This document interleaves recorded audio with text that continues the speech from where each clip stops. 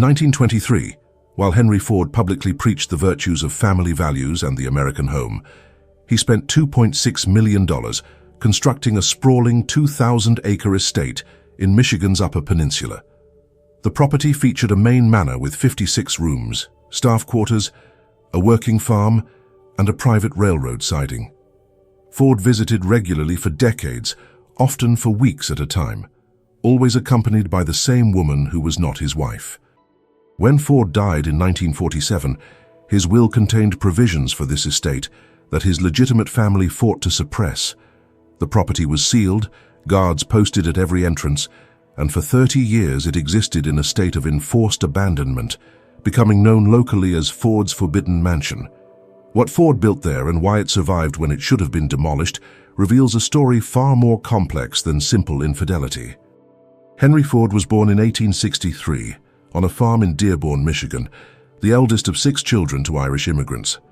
His father William expected him to take over the family farm. Henry had different plans. He hated farming with a passion that bordered on obsession, later saying he would rather starve than spend his life behind a plow. At 16, he walked to Detroit and apprenticed as a machinist, earning $2.50 a week. He was methodical, humorless, and possessed an almost pathological need to control every detail of his environment. In 1888, he married Clara Jane Bryant, a farmer's daughter who would remain his legal wife for 59 years until his death. By 1903, Ford had founded the Ford Motor Company with $28,000 in capital from 12 investors. 5 years later, he introduced the Model T, priced at $825, when competitors charged $2,000 or more. The car was deliberately utilitarian, available famously in any color so long as it is black. Ford's innovation was not the automobile itself, but the assembly line production that made it affordable. By 1913, his Highland Park plant could produce a Model T every 93 minutes.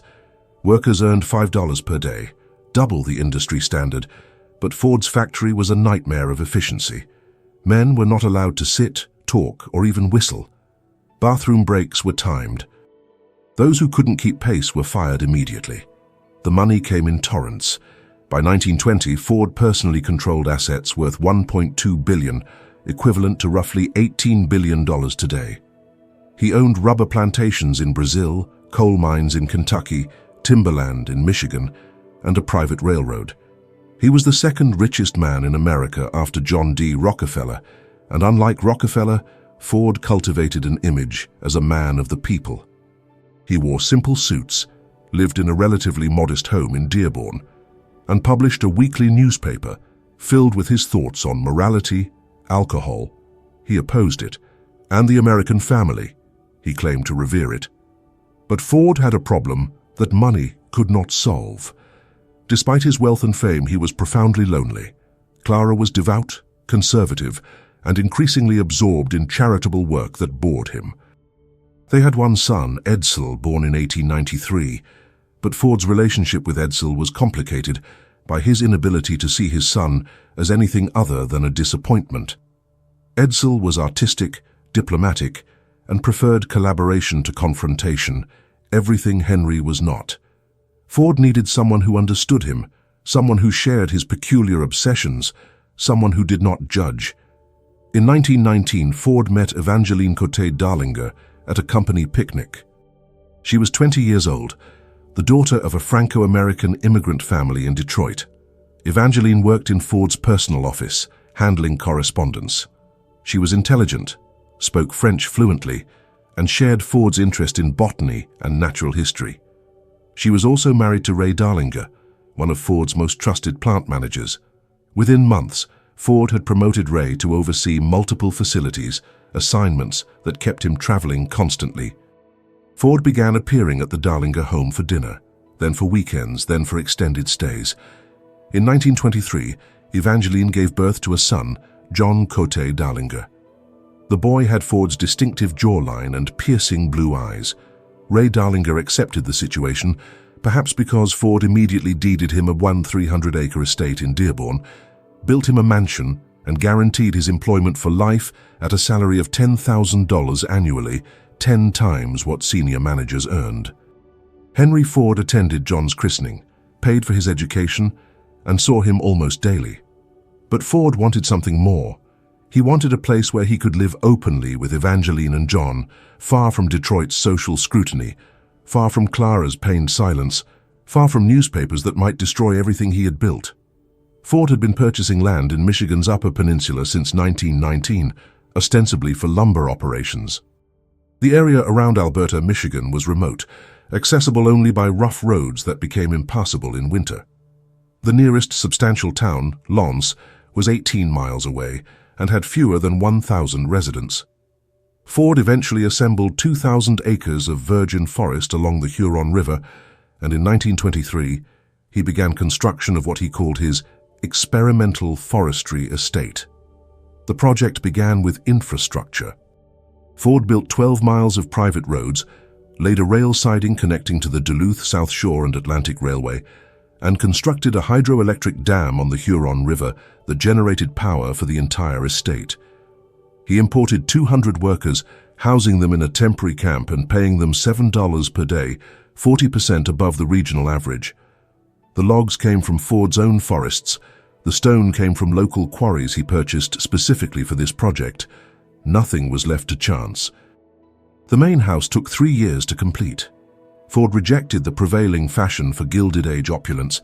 Instead, he commissioned a rambling structure in the arts and crafts style, with 56 rooms spread across 3 floors and 38,000 square feet.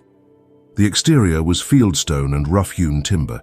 Inside, Ford installed radiant floor heating, a ventilation system that exchanged the air every 30 minutes, and a central vacuum system, all cutting-edge technology in 1926.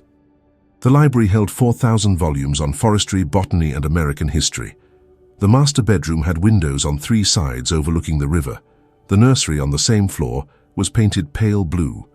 Ford spent $47,000 on the main house's kitchen alone, equipping it with commercial-grade appliances, a walk-in freezer, and a separate bakery. The dining room seated 24 beneath a chandelier made from Michigan copper and Tiffany glass, one of Ford's few aesthetic indulgences. The living room featured a stone fireplace large enough to burn 8-foot logs, which Ford insisted on lighting himself. Every bathroom had running hot water, a luxury even in wealthy homes at that time. The total cost of the main house exceeded $800,000, equivalent to approximately $14 million today. But Ford was building more than a house. He constructed a working farm with a 120-foot barn, housing for 40 dairy cows, chicken coops for 300 birds, and a greenhouse measuring 200 feet long. He built staff quarters for 12 live-in employees, including a groundskeeper, cook, dairy manager, and personal secretary. He built a garage with space for 8 vehicles and a full machine shop. He built a chapel, though Ford himself never attended services. He built riding stables, though no one in his family rode. Everything was designed for self-sufficiency, a miniature kingdom where Ford controlled every variable. Evangeline Cote-Darlinger supervised the interior decoration, selecting mission-style furniture, Navajo rugs, and botanical prints for the walls. She planted formal gardens with 60 varieties of perennials that could survive the harsh Upper Peninsula winters. She stocked the library with French novels and scientific journals. She transformed Ford's engineering project into something approaching a home. Ford visited for the first time in September 1926, staying 3 weeks. He brought Evangeline and 7-year-old John. Ray Darlinger, officially present as estate manager, stayed in the staff quarters. For the next 21 years, Ford visited the Alberta estate multiple times annually, often for weeks or months at a stretch. He brought Evangeline and John on virtually every trip. Clara Ford visited exactly twice, staying less than a week each time, and refused to return. Detroit newspapers occasionally mentioned Ford's forestry experiments in the Upper Peninsula, but never investigated further. The estate staff signed confidentiality agreements and faced instant dismissal and litigation if they spoke to outsiders. Guards patrolled the property boundaries. The local postmaster on Ford's payroll screened all mail. Ford had created his parallel life, and he protected it with the same ruthless efficiency he applied to his factories. Life at the Alberta estate followed routines Ford personally designed. He woke at 6 a.m. and walked the property for an hour, often with John, teaching the boy to identify trees, track animals, and maintain trails. Breakfast at 7:30 a.m. was always oatmeal, toast, and weak tea. Ford spent mornings in his study, reading or conducting correspondence with a secretary. Lunch was light, usually soup and bread. Afternoons he spent outdoors, overseeing forestry operations, inspecting the farm, or simply walking. Dinner was early, at 6 p.m., often including dishes Evangeline prepared herself. Ford insisted on Michigan produce exclusively, even importing it when necessary. Evenings he spent reading aloud, playing simple card games, or listening to phonograph records, always classical music or traditional folk songs. The estate was Ford's fantasy of American self-reliance, stripped of industrialization's chaos. He employed local men for forestry work, paying them fairly but forbidding unions. He sold surplus dairy and produce to Lens at cost, building goodwill, but also dependence. He donated equipment to local schools but made clear these were gifts, not obligations. The estate operated as a benevolent dictatorship, Ford's social philosophy enacted in miniature. It was everything his public life was not: controlled, peaceful, and built around the family he had chosen rather than the one he had inherited. But in April 1947, Henry Ford suffered a massive cerebral hemorrhage at his Dearborn home. He was 83 years old. He died with Clara at his bedside, not Evangeline. His funeral was a national event, attended by 5,000 people, including President Harry Truman. His will, drafted years earlier and never updated, left the bulk of his $700 million estate to the Ford Foundation, with provisions for Clara and Edsel's family. Edsel had died 4 years earlier, so control passed to Henry Ford II, Edsel's son, who was 29 years old and had despised his grandfather. The will contained a separate section, 7 pages long, addressing the Alberta estate. Ford left the property in trust to Evangeline Cote-Dallinger for her lifetime, with reversion to John upon her death. The trust included an endowment of $850,000 to cover maintenance and staff salaries. The will explicitly identified John as Ford's son, using language that left no doubt about paternity. Ford's lawyers, anticipating this revelation, had drafted a supplementary document offering Clara $5 million to accept these provisions without contest. Clara accepted the money but demanded one condition: the estate must be closed to the public for 30 years and Evangeline barred from giving interviews. If either condition was violated, the trust would be dissolved and the property revert to the Ford Foundation, which would demolish it. Henry Ford II agreed to these terms instantly. He wanted no scandal, no speculation, no investigation into his grandfather's private life. On June 1, 1947, exactly 6 weeks after Ford's death, armed guards appeared at the Alberta estate. They ordered the staff to leave within 24 hours. They sealed the main house, nailing plywood over windows and chaining the doors. They posted "No trespassing" signs every 100 yards along the property perimeter and installed a guardhouse at the main gate. Evangeline Dallinger, who had been living at the estate continuously since Ford's death, was given 2 hours to pack personal belongings. She left in tears, carrying a single suitcase. The estate she had created vanished behind locked gates. This was not unusual. Between 1930 and 1960, America demolished nearly 90% of estates built during the Gilded Age.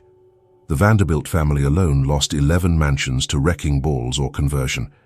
The Cornelius Vanderbilt II mansion on Fifth Avenue, with 137 rooms and occupying an entire city block, survived just 41 years before demolition in 1926. William K. Vanderbilt's Marble House in Newport cost $11 million to build in 1892, equivalent to $400 million today, but his descendants donated it to charity in 1932 because they could not afford the annual $300,000 maintenance. The Astor Estate, Ferncliff in Rhinebeck, New York, with 192 rooms on 2,800 acres, was torn down in 1963. The pattern repeated endlessly.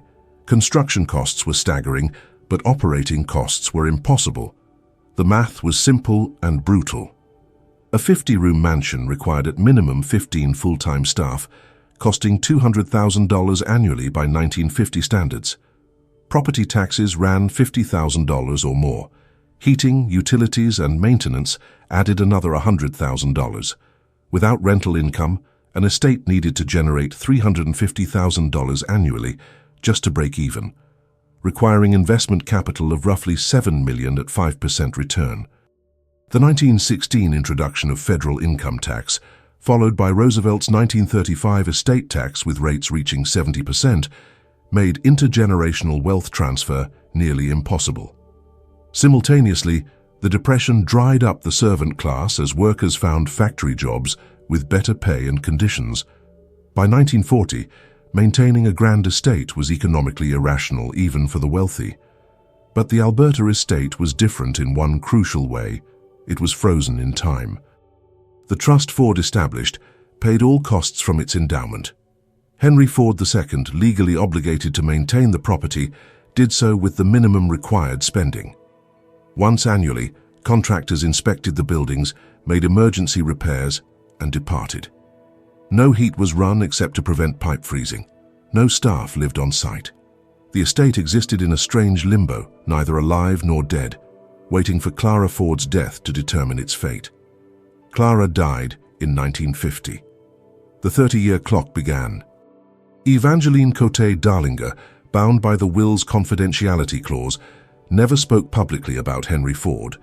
She remarried in 1953 and lived quietly in Florida, visiting the Alberta estate exactly once in 1976, accompanied by lawyers.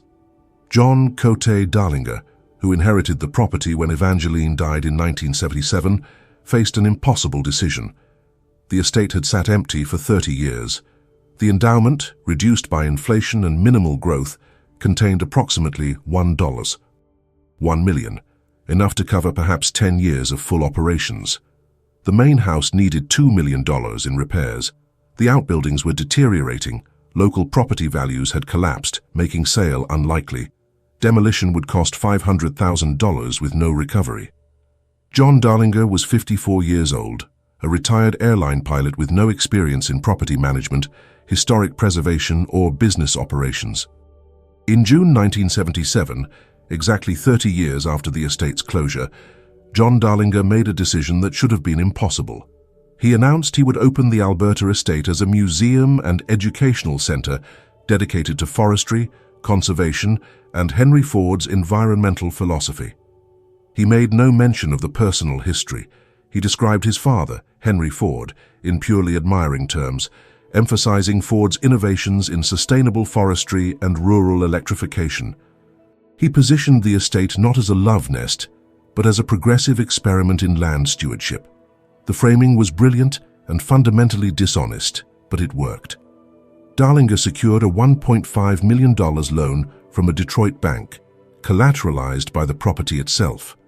He hired an architect who had worked on Greenfield Village, Ford's historical museum in Dearborn, ensuring stylistic continuity. He retained most of the original furnishings, which had remained in the house under dust covers. He created a narrative tour focusing on Ford's forestry operations, the hydroelectric system, and the farm's self-sufficiency. The tour entered the main house through the service entrance, visited only the library, living room, and dining room, and lasted 45 minutes. The bedrooms remained closed. The nursery was never mentioned. The estate opened to the public on September 1, 1978. Admission was $3.50 for adults. Local newspapers ran features emphasizing Ford's conservation legacy and his vision for sustainable rural communities. The first year drew 12,000 visitors, generating $42,000 in revenue against operating costs of $180,000. The second year drew 18,000 visitors. By 1985, annual visitation reached 35,000, and the estate broke even for the first time. John Darlinger had demonstrated that Ford's name alone, properly leveraged, could sustain the property. But Darlinger understood something deeper. The estate survived not because of what it showed, but because of what it concealed.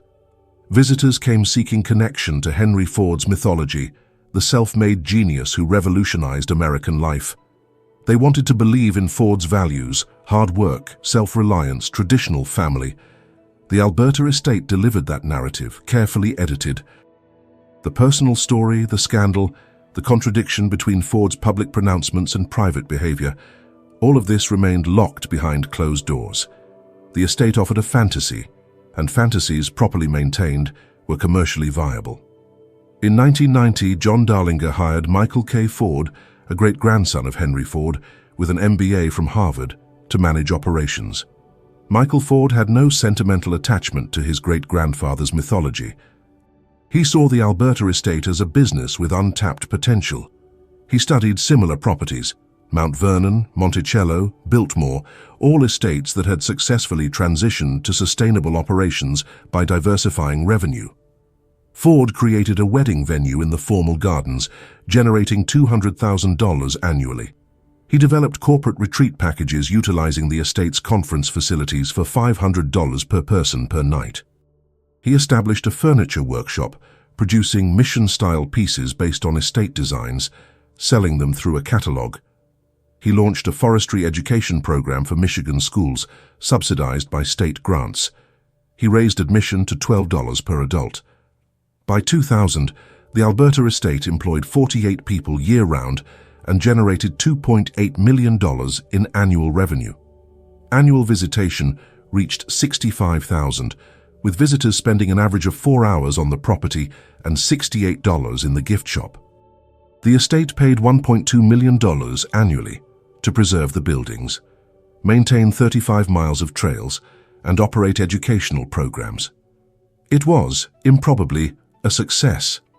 The property that should have been demolished in 1947, that sat empty for 30 years, that reopened with minimal prospects, had become a self-sustaining institution. Preservationists criticized the commercialization. They argued the wedding venue was inappropriate, the furniture workshop exploitative, the corporate retreats a betrayal of Ford's vision. Michael Ford responded with numbers. The estate had invested $8 million in building preservation since 1990. It had reforested 600 acres using techniques Ford pioneered. It educated 12,000 schoolchildren annually about sustainable forestry. It employed local workers at wages 15% above regional averages. It generated $18 million annually for the local economy. Ford argued that preservation without revenue was simply managed decline, and he refused to manage decline. The estate remains privately held by John Darlinger's descendants through a family trust established in 2005. John Darlinger died in 2013 at age 90, having never publicly discussed his father's relationship with Evangeline. His daughter, Margaret Darlinger Ford, now chairs the trust and serves as the estate's director. She is 58 years old, holds a degree in historic preservation from the University of Michigan, and is the first family member to openly acknowledge the estate's true history. In 2019, she authorized a new tour focusing on Henry Ford's personal life, including carefully worded descriptions of his relationship with Evangeline and the circumstances of John Darlinger's birth. The tour requires advance reservations, costs $35, and sells out months ahead. Today, the Alberta estate represents something different to different audiences. For tourists, it is a glimpse into American industrial royalty, a chance to walk through rooms where history happened. For the local community, it is the largest employer in Alberta, Michigan, population 387, and a source of regional identity. For preservation scholars, it is a case study in adaptive reuse, proof that historic properties can survive through creative revenue generation. For the Ford family, it remains complicated, a reminder that even industrial titans could not control their personal lives, that wealth could not purchase conventional happiness, that legacies are written by those who survive. The Alberta estate survived when the Vanderbilt mansions fell, when the Astor palaces were demolished, when dozens of Gilded Age monuments disappeared because John Darlinger made a choice others refused to consider. Where descendants of Vanderbilts, Astors, and Rockefellers chose to maintain estates as private residences until economics forced sales or demolition, Darlinger chose immediate transformation. Where others tried to preserve authenticity at the cost of viability, Darlinger chose selective memory that could generate revenue. Where others saw shame in opening private spaces to public view, Darlinger saw opportunity. The estate endured not despite its commercial adaptation, but because of it. Walk the trails today, and you will find them meticulously maintained, exactly as Ford designed them. Enter the main house, and you will see rooms that look almost unchanged from 1926. The furniture original, the botanical prints still hanging. Stand in the library where Ford read to his chosen family, and you will feel the presence of lives lived outside conventional boundaries.